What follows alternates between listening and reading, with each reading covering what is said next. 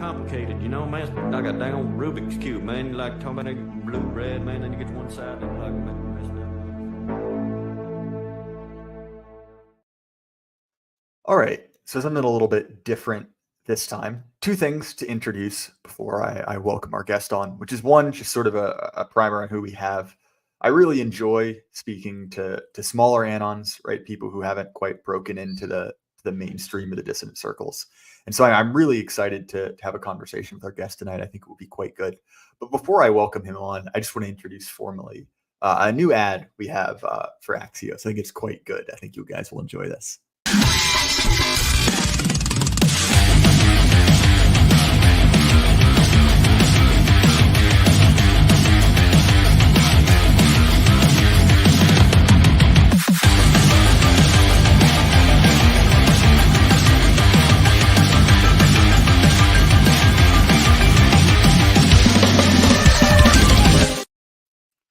And I mean, to be honest, I think that ad is probably the best encapsulation of what Axios is like. But anyway, Jim Dewey, welcome to the show. How are you doing, man? Oh, I'm doing all right. Thanks for having me. Yeah, I'm really happy to have you on. You know, it's sort of a joke within my fans that I do get the craziest emails. You know, because a lot of people send me kind of unhinged things and be like, "Oh, you should invite me on your podcast," but they're always gems. And you reached out to me. I had never heard of your stuff before, and I've really been enjoying it. So if you could you kind of just describe, you know, obviously not doxing yourself, but who you are and what you create on the internet? Yeah, so I mean, I'm Jim Dewey. The name of my channel is Combating the Narrative, and I'm going to endeavor to crystallize and synthesize the rest of my content today for you and your audience. So the dissident right is faced by several key issues, demographic replacement being first and foremost, but we're our own worst enemies in a number of ways. So, and we can get into discussing this portion later, but there really seems to be no peaceful method to affect meaningful political change. And one of the illusions that the dissident right holds, I think incorrectly, is that one day there's going to be this big igloo, this big collapse, the civil war in which we, through superior martial prowess, will come out on top. And I think that's foolish on its face. So that really was what kickstarted a lot of the stuff I wanted to do on the internet, was trying to redirect some of that productive energy into something that would actually be productive and not detrimental to the movement itself. But really, when I say we're our own worst enemies, the dissident right is very much underpinned by a certain level of fractiousness and this sort of autistic need to be exclusionary and to purity spiral. I think the biggest problem currently on the dissident right has to do with Nick Fuentes and his gang of Catholic crusaders, but it's not just him. And so, like we were talking about a little bit before the show, okay, if we're facing an existential threat, and number one, I want to be able to die at peace at the end of my life, knowing that I've done all I could to right the ship for myself and my posterity. Well, we've got to do something. And taking up arms isn't going to be effective. So what do? Well, I try to break into the public discourse, and you know, my channel is very small right now, in part due to the same thing everybody on the dissident right faces, suppression, but also due to the fact that for personal reasons, I took about a year-long hiatus to try my hand at homesteading, and frankly, it just didn't turn out. So that's why I make content. That's what I'm trying to do, and a big part of combating the narrative, right? Obviously, whether it's spoken or unspoken, the crux that the dissident right revolves around is this issue of divergent evolution in humans, human biodiversity. And you need to understand that before we can have any meaningful discussion on where we are today and how we came to be here. And there are other content creators out there that do a much better job than I could ever hope to, because they've got that proclivity towards scientific things in that way. Everybody knows alt-hype, Cremio seems to be his spiritual successor.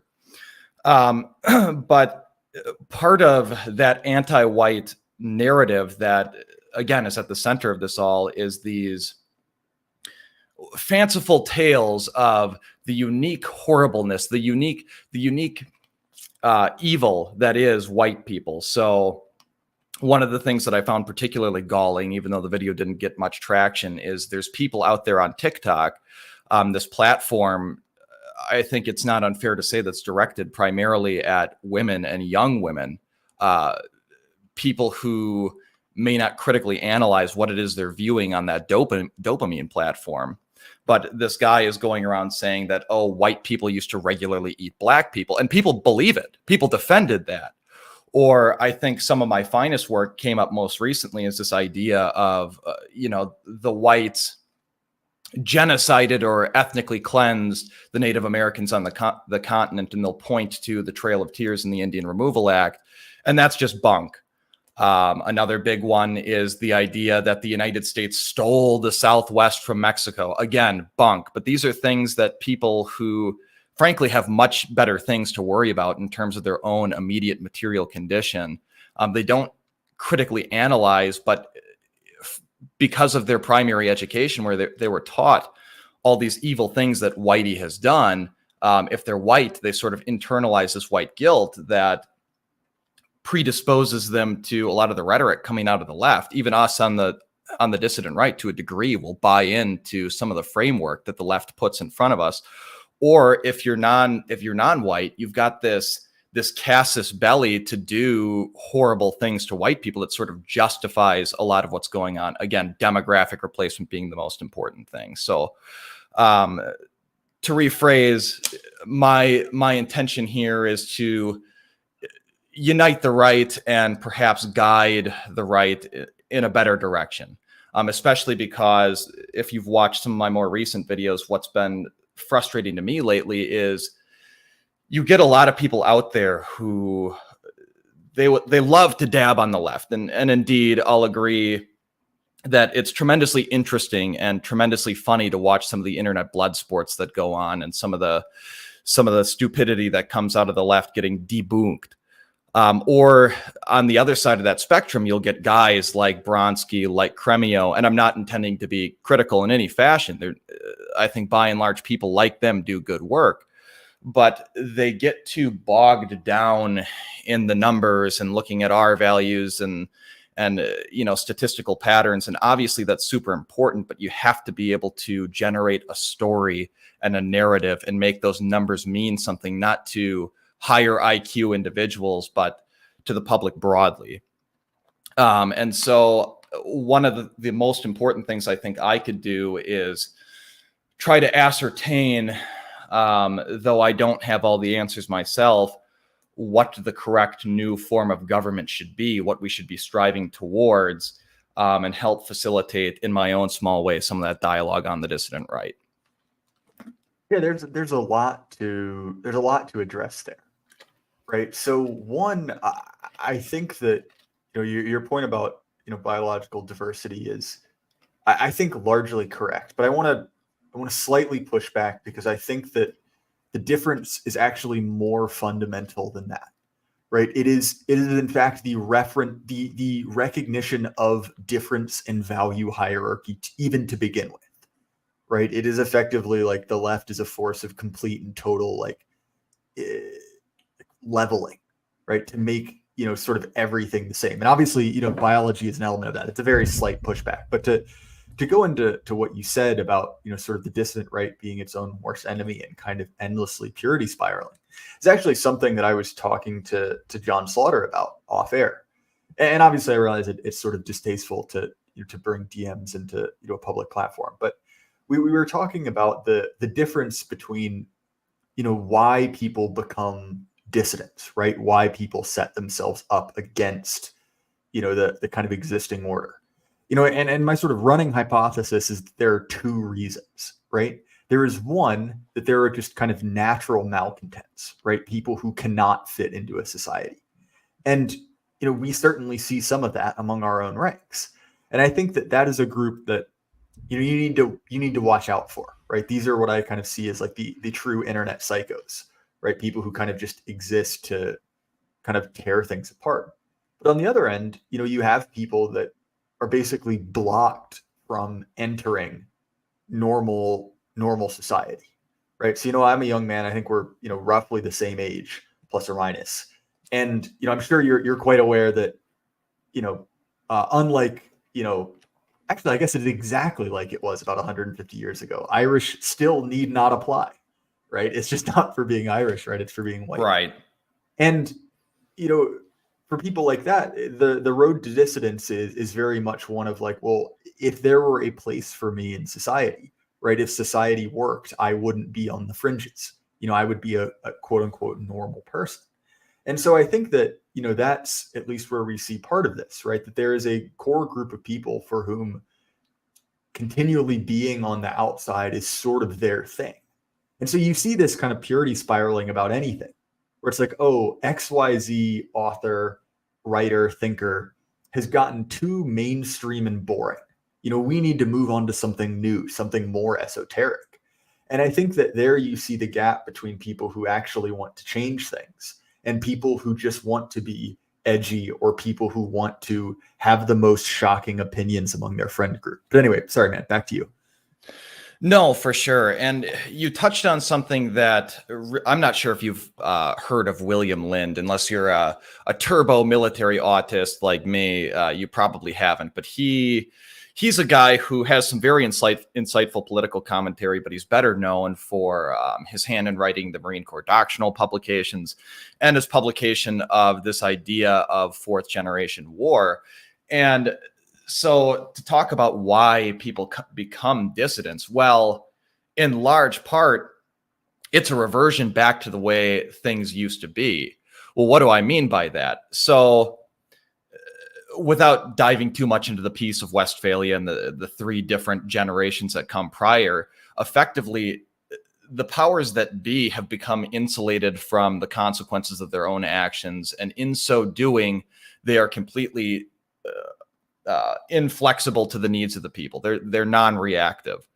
And so as you start, if you're people like us, you start to recognize that the people in power don't have your best interests in mind. And if they don't have your best interests in mind, well, naturally, your inclination is going to be to replace them with people who do have your best interests in mind. But if you can't do that, well, what do? Now, all of a sudden, you get a bunch of good old Midwestern boys like you and I who find ourselves, through no fault of our own, finding our primary allegiance shift from the state to some other group, in this instance, white people. And you saw a lot of that going on in the wars in the Middle East. And I guess all this to say that a lot of people on the dissident right, again, like I said earlier, are looking for this glorious day, this great crusade that's surely going to come, that we'll all embark upon, not realizing that they're currently embroiled in a war. I chose the name Combating the Narrative very deliberately. You have to understand that we are right now fighting on a battlefield, a cyber battlefield for the hearts and minds of men. It's not going to come down to bullets and guns and anything quite so fancy like that. If you look at the average conservative, I mean, we allowed it to get to this point. I'm not super optimistic that we're going to one day wake up, use what's left of the Second Amendment to try to right the ship. And if we tried, it probably wouldn't end in our favor. And so in that context, I would urge people, once they've accounted for their own immediate material condition, they're able to provide for themselves and their family, and they're looking at procreating, and they're going to get married and all that stuff, to not let any of this stuff go unchallenged and try to affect meaningful political change in your own way. But also to touch on the idea to refocus this discussion on what comes next, we have to take a good hard look at ourselves and the system we currently find ourselves in, or the situation we currently find ourselves in as a result of the system we currently are in. Well, what do I mean by that? So I grew up, as I'm sure many listening to me right now did, with a healthy reverence for the founding fathers. And I think that there's this perception on the right that, well, when the day comes that we come out on top, we're just going to roll back the clock to whatever magical date you choose, whether it's, Devin Stack has made a lot of fun of people who thought the 90s were super based, but there's a lot of people who even thought that the 40s and the 50s were super based, even though we tried on my last stream to take a look at, some of the not so based coming out of the U.S. Army Signal Corps in the 40s, some very anti-right wing things. And you have to understand that, while brilliant and well-intentioned, we clearly have to do something dramatically different, because we found ourselves, as a result of the system we had, in the situation we're in. So I'm not super hopeful that simply turning back the clock will result in anything different. That naturally begs the question, well, what do we replace it with? And I don't have any great answer to that. I've identified some things that are huge issues. I think that the government has become too democratic in a way, too reflexive to the average person. And so obviously we probably want to roll back the franchise. There's a good subset of the population that shouldn't be voting. If you've watched any of my content, I've talked and raged at great length about legislation from the bench, the Supreme Court of the United States. That's largely been responsible for a lot of the evil things that have occurred in the United States, whether it's US v. Wong Kim Ark, effectively giving citizenship to anybody who's born here, or Obergefell v. Hodges in the modern day, where the judiciary, with no regard for legal precedent, with no regard for original intent of the law. In fact, with US v. Wong Kim Ark, they actually cite English common law as the basis for their decision, which is just insane to me. But so that's clearly a problem. So you've got a rogue judiciary. How do we address that? And so on and so forth. I've talked quite a while here. I'd like to get your thoughts as we refocus this discussion as to, what the next system of government ought to look like. So, I mean, to me, I think that this effectively comes down to kind of a double question. And I'm going to just briefly mute you. You can unmute yourself when you're back, just for the sake of audio. But I think it comes down to a core question, right? Which is, are the problems we face sort of baseline human problems, right? The kind of problems of corruption that are endemic to any society, or are they new and novel ones? And to me, while there's obviously a mix, I think that we are experiencing a surplus of problems, right? More than can be expected. And to me, I think that, and one of the reasons I don't particularly describe myself as, a monarchist or as a, really much of anything, is because I'm not really particular. I'm looking for good governance. I'm a strong believer in Michel's iron law of oligarchy, which is the idea that effectively, no matter what you put on the box, if you actually unwrap it, every system of government turns out to be an oligarchy, kind of one way or another. And I don't look at that and say, yes, woo, I'm an oligarchy fan. That's my, my ideal system of governance. But I think that, human nature is a relative constant. And when we look at, kind of how humans organize over time, we can draw certain conclusions, right? And so when I look at an ideal society, I'm not doing what the libertarians do or the socialists do, which is create this kind of idealized existence where there will be no tyranny, there will be no corruption. I think that's how humans are. But when I look at, for instance, the scale of corruption, right, the principal agent problem, where the people in charge of this country seem to hate it, seem to seek its destruction, to me, that is abnormal, right? Like, I have no doubt that, elites in the British Empire were corrupt, and they probably made more than their fair share from their business dealings. they promoted their friends and family members. Like, to me, that all makes sense.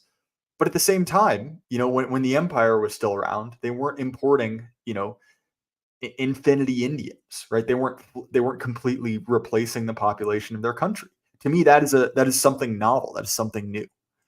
And so, when we look at what we can expect, to me, I think that it's not unreasonable to expect good governance, to expect a competent hand at the wheel.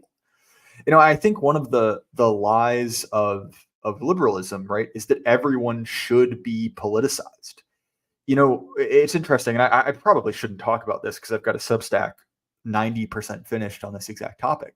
But liberalism kind of had this two core promises, right? And one of that promise was that we can sort of defang politics by removing those kind of first order claims. So politics is not about, right and wrong. It is not about the source of authority. It's merely about, economic matters, right? Should we do X or Y? And that certainly worked when you had a general baseline. In America, right, it was broadly Protestant Northern European ethics. So, okay, maybe there's a little bit of a difference between a Swedish Lutheran and, an Anglophile, but those two people can generally assume roughly similar positions on certain things. Interesting, you see the converse, because when Jews and Catholics show up, they form their own schools and their own communities, right? Again, I'm taking this in an entirely morally neutral stance. That was just kind of what was assumed. But when you take those bigger questions about, what is right, what is wrong, what is the nature of a man, all these things we see currently developed, kind of sublimate them, take them behind the curtain. Well, those questions don't go away. They just build and build and build and build. And all of a sudden, right, instead of having a, even if it's not technically ethnically homogenous, but a broadly culturally aligned, founding stock population, you have a group of people who, even if they are genetically related, can't agree on, what is a woman, or if there should be a statue of Baphomet in the Iowa State House, any number of these things that are real serious political issues, right? And when we talk about politics, right, it is not necessarily this kind of like civics class debate over, as we were taught in school, right? Like, what should the marginal tax rate be? But it really is, argument over, mutually incompatible groups over, like, can a way of life exist? And to me, right, I don't think that is a stable society. I don't think that is a good society. When you look at the kind of political debates that are happening, obviously they're vigorous. Americans have always enjoyed politics quite a lot. There have been riots, there have been fights, there have been lynchings, right? Lynching, white people, of course, in a political context, I mean. So I'm not saying that it is depoliticized in the sense that people don't care, but if you look at the scope of what's being debated, right, the difference between should we have a post office, yes or no, and can I become a woman if I fill out a form that says I'm a woman? I mean, it's an order of magnitude difference. And so to me, I guess if you ask, like, what can we expect, I think that it's not unreasonable to expect relatively competent government, and to expect a system where friend and enemy, right, that fundamental question of politics is aligned along, the boundaries of your, like, political unit, right? That your friends are the people from your country, the people from your city, the people from your state, however far we break this down, and your enemies are otherwise. Not that we have this kind of like multi-level internecine conflict of all against all, where everything has become a political signal, right? I can tell your politics based off if you use a vape pen or if you use Zins. I can tell your politics based off if you don't post on Instagram. All these things that have become signifiers of these kind of like deep social divides. So anyway, sorry, that was a probably broken 15-minute rant, but I think that's what we can expect, and the kind of society I'm looking for, not necessarily, any particular ideology. Dogging on that one, so to speak, with respect to it. So yeah, to your point, right? Any government to a degree is going to be corrupt, because if men were angels, no government would be necessary at all. What I think that we ought to be able to expect and in fact deserve is to be ruled by a class of people who don't view us as some sort of hellish underclass who they hate, they barely tolerate because we keep the infrastructure going right now. I think what we expect and what we deserve is to be ruled by men who view us as an extended kin, as part of their larger family. And I've gotten some pushback for this statement in particular, and I'm going to adjust my audio here. I think it's a little too loud. But I've often said, as I've grown older, I've become more and more sympathetic to the idea of monarchy, because say what you will about monarchs, true, they may become tyrants, but they would never sell us out in the way that we have been sold out. And I think there is something in human nature that is predisposed to a certain level of tyranny and desire for power. So really, you've just traded, one tyrant 3,000 miles away for 3,000 tyrants 1 mile away. And what makes this issue worse, if you want to get less grug-brained, if you want to get less my group versus your group, part of the issue with the people who rule the government currently is they feel they're morally superior because they're practitioners of a sort of thalamic philosophy of do what thou will. And they feel the need to proselytize. They feel the need to ferret out people who say, no, there is some basis of objective morality, whether you claim that that's derived from, an almighty creator, or that's simply what worked on from an evolutionary standpoint.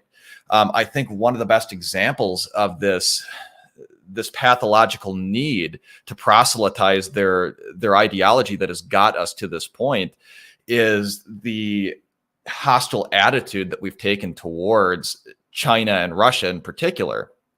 Now, I'm not super interested in getting bogged down in the justifications for the war in Ukraine, or whether or not the United States is beholden to its promise to the Republic of China, Taiwan. But just understand that there's an awful lot of aggressive rhetoric and aggressive action coming out of the West towards these countries who, fact of the matter, pose no existential threat to the United States, and in fact have reached their hands out in friendship repeatedly only to get their hands slapped back. So what does our new system of governance need to do? We need to somehow root out and weed out those who hate us, those who are not like us, those who are not of us, because we deserve to be ruled by us, not members of an ethnically foreign elite who is high on their own supply with respect to these wild and fanciful stories of like horror porn type things that white people supposedly have done but have not.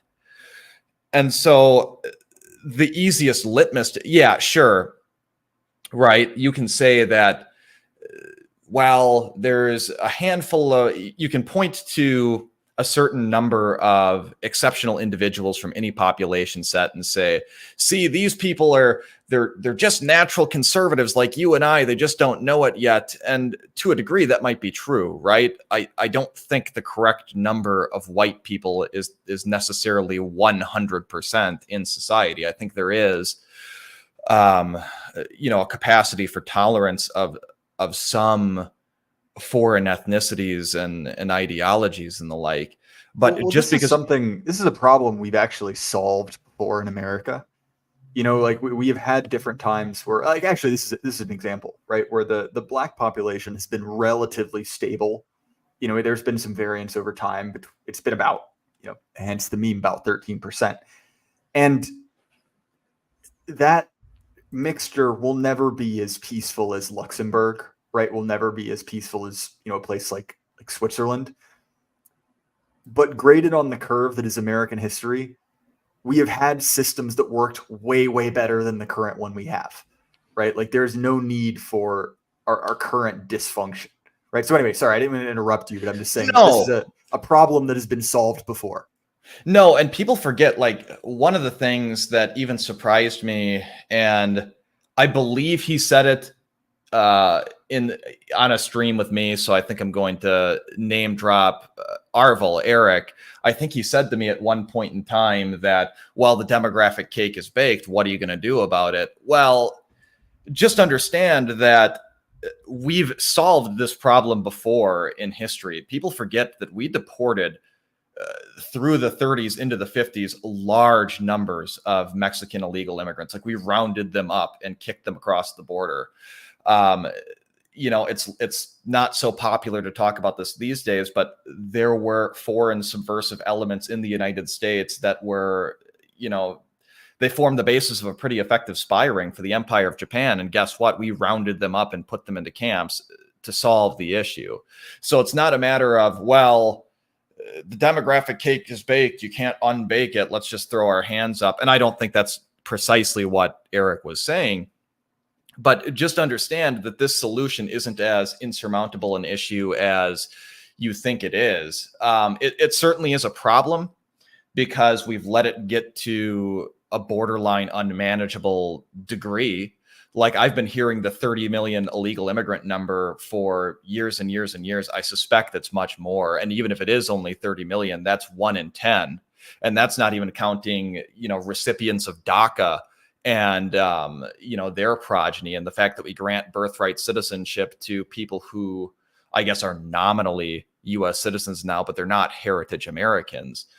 And part of what I think the solution is going to end up having to be, as much as it pains me to say it, is some sort of national divorce wherein we cede territory to some of these subversive elements. As number one, if a limb is necrotic, you have to amputate. But number two, it's almost penance for, and it's not entirely our generation's fault, but it's almost penance for decades and decades of indolence and indifference to the world around us. The fact that we and our, the recent generations that have preceded us have been too happy with their bread and circuses and cheap goodies to really care about the browning of America, and not understanding that it's not about skin color. It's not about aesthetics. It's not about prejudice. It's about the fact that these people are fundamentally incompatible with the societies that were built by us and for us. And when you inject them into the system at the levels they're being, injected, or then you end up with a breakdown of the system, which is what we're seeing. And people don't consider the flip side of that coin too. I think that there's a degree of altruism among heritage Americans that, they truly do buy into they just want to come here for economic prosperity, understanding that in and of itself, allowing the high IQ, prosperous people from these nations who want to lift themselves up by their straps and cross the border, it's an act of cruelty, because now there's brain drain coming from these nations and you've only impoverished them even more. And I mean, there's other, I don't want to get into some of the window dressing type things about, well, they're also siphoning money out of the economy and driving down real wages and driving up rental prices and that sort of thing. But that all comes part and parcel with it as well. And to a degree, I think that the boomer generation and a large number of the Gen Xers are probably going to have to pass on to the other side before we can get anything meaningful done. I think whatever change that's going to happen in this nation is probably going to occur when they're no longer, clutching the reins of power desperately, because number one, they're the lion's share of the white population as it stands right now. And number two, I think they're a barrier to some of the more radical, younger right-wingers like you and I. And there is one other thing I would like to touch on too, in the context of the idea of national divorce. As much as it leaves a bitter taste in my mouth, I don't think that it's reasonable to expect that one day in the very near future, we're just going to elect our own Greg Abbott in the great state of Missouri, and he's going to vote to secede, and they're just going to let us go. I think that's foolish.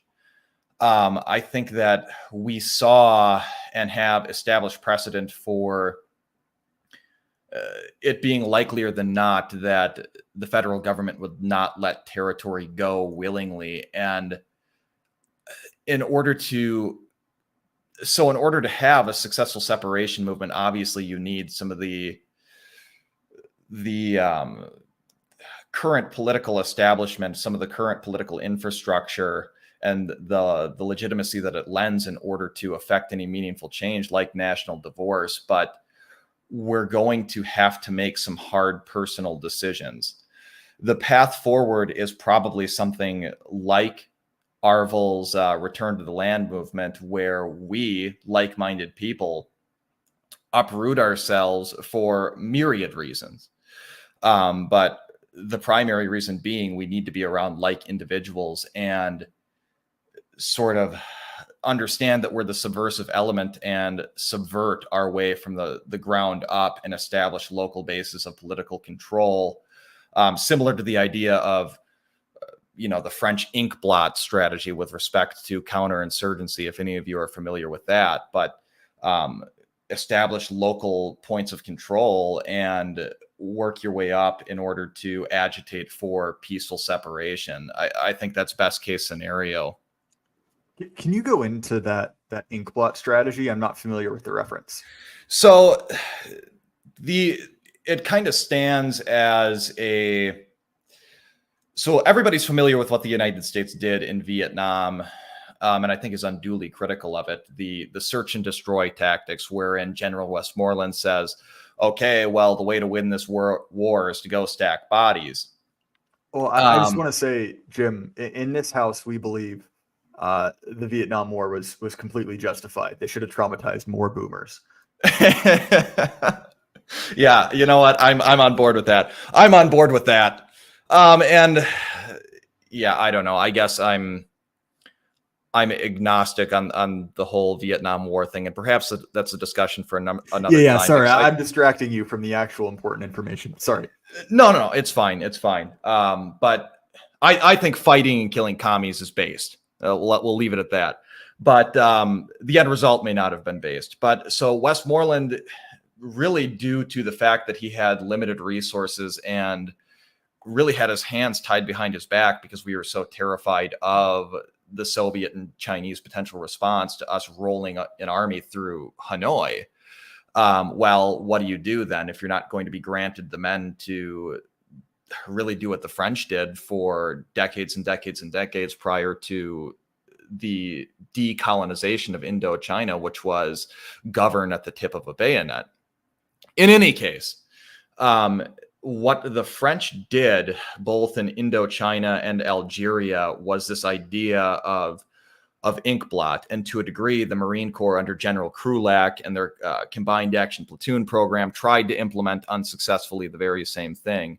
But the idea is you would insert yourself in a local region, a village, a hamlet, and rather than hanging out there for a week, a month at a time, and then moving on, you would embed yourselves with this group and win over hearts and minds. But because you were going to be in this location for a protracted period of time, you would be able to more successfully ferret out insurgents. And the idea was, just like dropping a blob of ink on a piece of paper, you would be able to use these local bases of control to slowly control the surrounding countryside, like ink seeps into paper.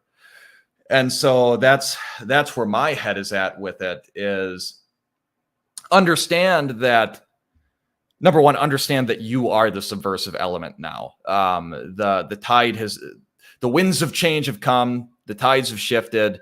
No longer is this a country of, by, and for people like you and I. You just have to accept and come to terms with that before you can do anything meaningful. Number two, understand that though I'm not going to sugarcoat the demographic situation, I think it is very dire. I have reason to suspect, I mean, again, based on nothing but my own anecdotal evidence, which I know will not hold up to any real scrutiny, but I suspect strongly that they have lied on the census, and really we're probably less than 50% non-Hispanic white in this country. And it's something we should all be very concerned about. Again, not because of aesthetics or because of some sort of grug-brained, tribalistic us versus them dichotomy. They're incompatible. They're out to get us, so on and so forth. But just understand that it's not over until it's over. People on the dissident right love to talk about, and I think it's important to understand who is holding the reins of power in hand. A particular, ethnic religious group that constitutes about 2% of the population. And I think there's too much made of that insofar as it's like, okay, fantastic, we've identified that. Now what? What are we going to do about it? But just understand, if they were truly able to, with such a small population, affect the sorts of changes that they did, then I mean, we're much more numerous. We stand a real shot if we play our cards right and are willing to make some hard decisions, which I think include just understanding that you're going to have to give up some of your creature comforts, which is what the return to the land movement would entail, because it very much is like homesteading, returning to the land. And another point I'd like to touch on with that as well is understanding that you're going to have to build up some sort of parallel economy and parallel logistical structure around you, because one of the main reasons I'm so pessimistic about the odds of any guerrilla force in the West is like they can shut off the food at any given time. They can shut off the water at any given time to people like you and I.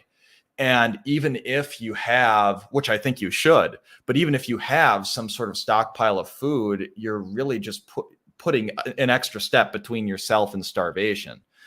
And we really have no means to grow our own food. We really have no means to generate our own power. We really have no means to generate our own clean water or build our own houses, so on and so forth. And we need to be turning an eye to the logistical components, because that's what they'll use to control dissident groups when all the chips are down.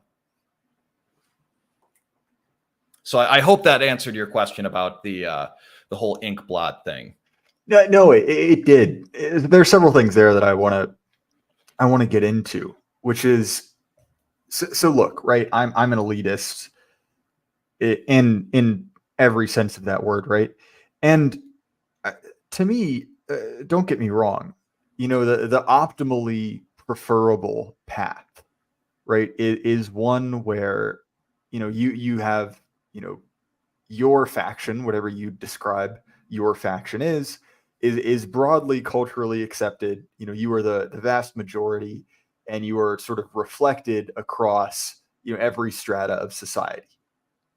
But that is not the only way to make a civilization work, right? Like, you actually see that in a lot of societies there is sort of a caste system, right?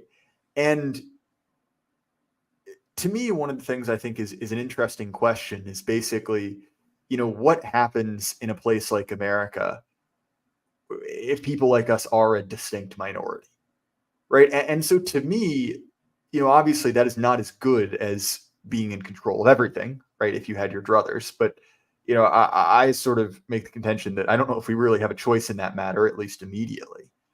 But the two options are not that and like complete and total extermination, right? There are any number of cohesive ethnic groups who have done quite well for themselves as minorities, right? You're probably thinking of one. The Chinese have done quite well at this. The Malays have done quite well at this. The Jews have done quite well at this. So it's not an impossible thing to do, right? Again, not my choice. But to me, I think that, and this runs through the kind of doomsday stuff, you see it in the extreme blackpilling on demographics, where there is a trend on the right, similar to purity spiraling, of sort of playing Cassandra, right? Oh, the world is going to end. I am the one who sees exactly how it's all going to fall apart. And look, right, like, look at my profile picture. I'm not exactly dispensing white pills here. But nonetheless, I think that there is sort of like a psychological cul-de-sac there, which is, oh, it is it is so over. And so therefore I don't have to do anything. I don't have to, sort of sacrifice my creature comforts to put myself and my family in a better position. And I think that's something interesting to notice, because I grew up in a red area of the country, very, very conservative, during the Obama years. And it's interesting how much that kind of extreme fatalism, right, set into that group of people. And admittedly, most of them were boomers. A lot of them were if not boomers, Gen Xers or silent generation, but adopted this attitude of, well, it's all going to hell, but, I'll be dead. Or, I already had a good time. So, when the end comes, I'll just die. And, I think that's an extreme version of it. You see some kind of a similar tact in like, Protestant dispensationalism, right, about the end times. But I think it is an interesting psychological dynamic where people sort of want to claim this kind of like moral superiority by noticing before everyone else that it's all so over. Do you see what I'm getting at? Right, I do. And, to touch on some of the points you made, I think that this, whatever you want to term this event, this time period that we're living in, it's going to serve as a sort of great filter. It's going to have a eugenic effect on the white population, specifically because the only people who are going to see it through to the other side are the people who sort of did have the foresight to see some of this stuff coming and were smart enough to understand that they had to put aside some of their creature comforts. And to touch on the boomers and the Gen Xers, that's really in my video. I think if I had to boil it down to one sentence, that's exactly it. Is, well, I got mine, so who cares if you get yours? And that's a disgusting defeatist mentality. And the people who are going to do well, the people who are going to pass on their genes to the next generation and serve as the founding stock for whatever it is comes next for us, are going to be the people who had the foresight and the selfless ability to understand that their own personal suffering will make their children's lives better. So, yeah. And I think that a lot of people, when they come to terms with the fact that, if they do end up coming to terms with it, there is a lot of criticism around my take on the idea of a violent revolution isn't coming to save us.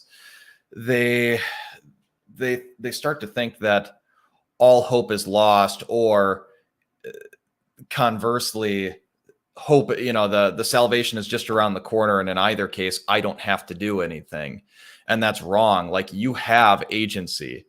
You can argue that, well, truly, because of it, we're a closed system and entropy and all that, this, that, the other thing, I don't have any real agency. Yeah, but like, fundamentally, you have to act as though you do, whether or not that's true.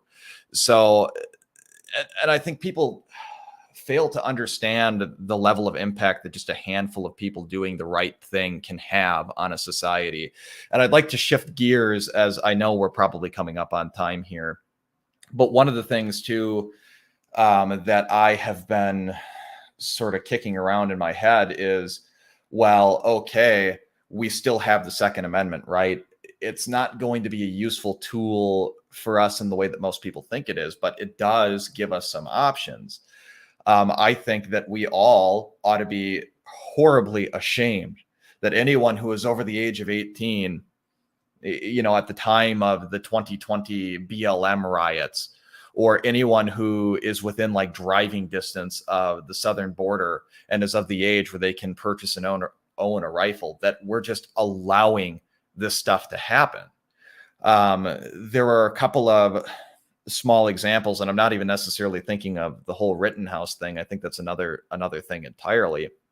But there were instances in which for those of you who recall, Antifa and BLM, they were saying things along the lines of, okay, well, we're going to come out to where you live and riot and burn, out to the suburbs. And indeed, in a few instances, they made good on that threat.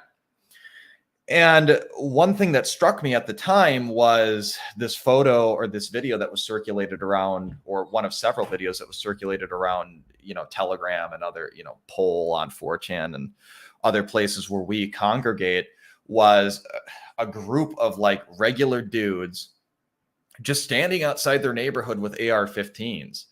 Like, all it took to stop, Kenosha Part 2 Electric Boogaloo in whatever area of the country that was like 15 dudes to actually talk to their neighbors and just stand somewhere with their rifles. Similar thing could occur on the border. You end up presenting the government with a very interesting problem when you collectivize and do these things that are well within, the law. You're operating within the confines of the law. It's still legal to own firearms. It's still legal to, prevent a crime in progress as a private citizen. It's still legal to open carry a firearm. So one of three things can really happen. The first thing is, well, the government just ignores you and leaves you alone and allows you to go about your business, which is preventing rioting and looting or preventing mass illegal immigration, and you win. You come out on top. You've stopped it, at least locally. The second option is that they come out and they prevent you from enforcing the law. They come out and they put you in cuffs. And I think we need to be prepared. When I talk about giving up creature comforts, this is one of the things I'm talking about, right? Where the left was very willing to get themselves involved in legal battles and find themselves in handcuffs to affect, the Civil Rights Act in particular is one of them. But they understood what we seem to fail to understand, which is that life is not so dear and peace is not so sweet as to be purchased at the price of like our 9 to 5. Like, that's what we're afraid of, is spending a night in jail for, protesting without a permit and getting doxxed and maybe fired from our job. Like, there's more important things than that. So that's option number 2. And what that does for us is, even though you fail to achieve your immediate goal on a strategic level, because remember, this is a war we find ourselves engaged in. Now you have a sort of propaganda victory and a rallying point. Like, look at what the government is doing. They are not only are they turning a blind eye to rioting and arson, not only are they turning a blind eye to hordes of illegal immigrants coming over the border, they're actively assisting them. Or option number 3 is they show up and they assist you in doing their job because you have sort of forced their hand. Now they look bad because of, a posse comitatus had to be formed. Like, this is the Wild West, and they had to enforce the law because the government has failed. And even if they do show up and come to your aid, which is tremendously unlikely, mind you, you still have a sort of moral victory. So, I understand we're coming up on time. I don't want to drone on for too terribly long, but that's one of the few things that I would actively encourage people to do. Now, don't go break the law, right? Don't go do anything that, even if it's well-intentioned, that would render you politically inert, like it would put you in jail. I think, the whole James Fields thing with him, like, being adjacent to a fat lady who had a heart attack and died, and he ended up with getting like 400 years in prison or something, should be a warning to you that you had better be on your best behavior. And optics are everything. I know that's kind of a meme at this point, but just understand that you have to ditch the whole RoboCop thing. You can't look like some sort of deranged Boogaloo boy or some sort of deranged right-wing death squad out of one of Vauch's wet dreams. Like you can't. That's playing into exactly what they want. You have to just look like a regular dude who's mildly annoyed that he's got to stay up late tonight to defend his property. Well, this is and I'm going to reference him. I'm going to reference him twice in one night. But this is the power of John Slaughter's "Please Just Be Normal" Substack, right? Which is basically making that exact point. One of the things that I think is interesting in this, and I am not one to talk often about current events, but currently there's a mass, kind of like campus protest movement going on over the Israel-Palestine war. And what's been particularly interesting about that is the absolute iron repression that these protesters have faced, right? School is canceled for the rest of the year. Texas has sent in their rangers, just clubbing these kids. And from a certain perspective, I'll admit, I kind of enjoy it. Like watching these people get hit with batons is certainly enjoyable. But what's interesting in that, right, is that you see that so many of the things that we're subjected to are completely optional, right? You think that they couldn't have used the same force to disperse, protests in the Summer of Love? No, they could have. They didn't want to. And so I think that is, an interesting discussion maybe for another time to be had about political will and how so much of this really is a contest over wanting it more, and obviously not trying to get to like law of attraction woo. That's not my point at all. But it is interesting that, so many of these things are presented as insurmountable problems. You mentioned, the massive deportations that happened in the 50s. Bill Clinton deported 2 million people when he was in office, right? And these are presented by our enemies as insurmountable problems, right? That's just simply the way the world is. But that's not true, right? That's ideological. They want you to believe that. That's not some objective truth. And so I think when we look at any one of these problems, there is something to be said for the fact that like you don't have to accept the game as they present it, right? Because they don't want you to win. Anyway, Jim, we are at time. I've really enjoyed this conversation. I'm going to highly recommend your channel. It's linked down in the description. You guys should check it out. He's criminally undersubscribed to.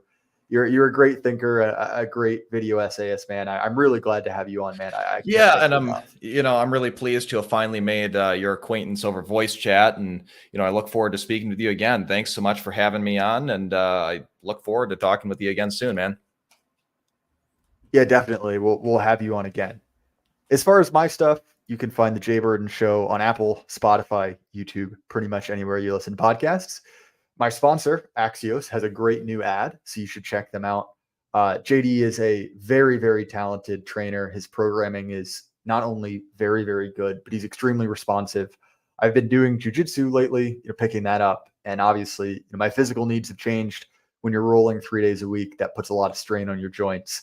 And so going ham in the gym with big compound lifts is not what was traditionally described as wise when you're doing that. And he's been very quick to adjust that to my goals. Again, highly recommend that service. And look, I mean, the advertisement was pretty cool, and you wouldn't not buy a product with a cool advertisement, right? That would make you lame. But anyway, guys, thank you so much for coming out. Be sure to check out Combating the Narrative. And remember, keep your head up. The light can't last forever. Good night.